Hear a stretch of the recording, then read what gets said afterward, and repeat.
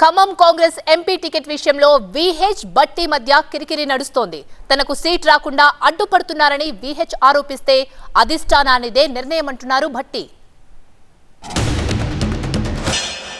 ఏం బట్టి ఈసారైనా నాకు అవకాశం 7 సీట్లు గెలిచినాయి నువ్వు రా అన్నాడు. మరి తర్వాత ఏమైంది ఏం కథను?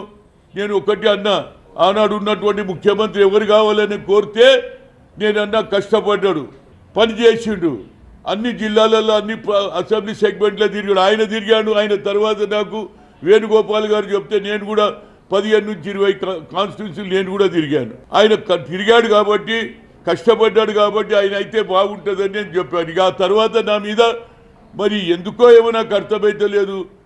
ఎవరు చూసినా లోకల్ అంటున్నారు. నిన్నటి వరకు లోకల్ రేణుకా చౌదరి లోకలా, నాదెల్ల భాస్కర్ లోకలా, రంగయ్య నాయుడు లోకలా, అందరు గెలిచారు కదా, నాకు ఎందుకు అడ్డపడుతున్నారు అనేది అంటున్నారు. పార్లమెంటు స్థానానికి ఎవరైనా పోటీ చేయొచ్చు.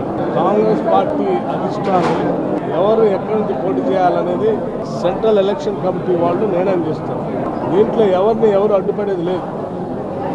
ఒకవేళ కాంగ్రెస్ పార్టీ అధిష్టానం హనుమంతరావు గారిని నిర్ణయిస్తే కూడా సీనియర్ కాంగ్రెస్ లీడర్గా వాటిని గౌరవించి జిల్లాలో కాంగ్రెస్ కార్యకర్తలు అంతా పనిచేసి గెలిపిస్తారు. ఎటువంటి ఎవరికి ఇబ్బంది లేవు.